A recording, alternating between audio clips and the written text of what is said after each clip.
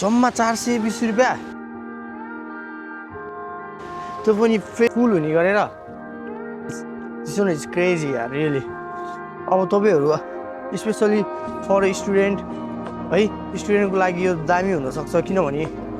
तपाईँहरू अब 8 देखि 12 गएको गएर 2 बजीबाट काम हुन्छ भने त्यो 2 घन्टा कहाँ जाने घर जाउँ भने ट्रेन यताउता जाँदा आउँदा नै टाइम जान्छ अब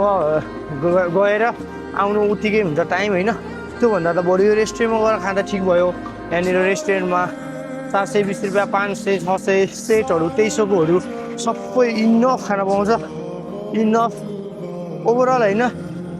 तपाईँ अब नर्मली ल ठिक छ म एकछिनलाई काम तल गर्छु भन्नु भने 420 रुपियाँमा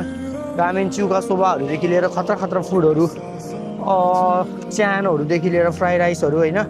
बवाल पाउँछ तपाईँहरू गएर टेस्ट गर्न सक्नुहुन्छ यो स्पेसली स्टुडेन्टको लागि यो एकदम एफोर्डेबल छ जापानमा यो कम प्राइसमा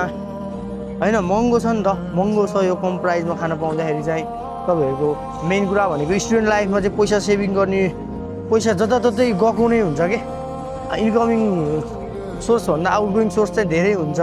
त्यो कारणले गर्दाखेरि चाहिँ यस्तो खाले रेस्टुरेन्टहरू चाहिँ तपाईँहरूको लागि धेरै हेल्पफुल हुनसक्छ जानु होला ट्राई गर्नु होला यो मिस्टेकको नाम हिदाकाया हो है जहाँ पनि छ यो म्याक्सिमम स्टेसनमा छ इनसाइड टोकियो है कान्तो एरियामा छ म्याक्सिमम जताततै छ गएर चेक गर्नु होला खानु होला राम्रो लाग्छ कि लाग्दैन हेर्नु होला एकदम सर्च गर्न सक्नुहुन्छ हिदाकाया भनेर हो तपाईँहरूले मजाले हेरेर सर्च गरेर टेस्ट गर्नु होला थ्याङ्क यू फर वाचिङ राम्रो लागे कमेन्ट गर्नु होला सेयर गर्नु होला